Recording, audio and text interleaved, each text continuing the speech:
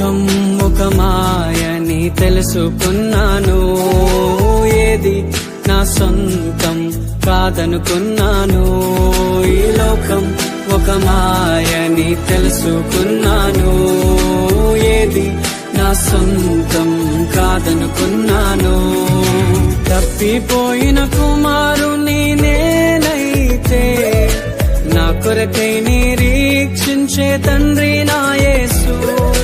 తప్పిపోయిన కుమారుని నేనైతే, నా కొరకై నిరీక్షించే తండ్రి నా యేసు. ఈ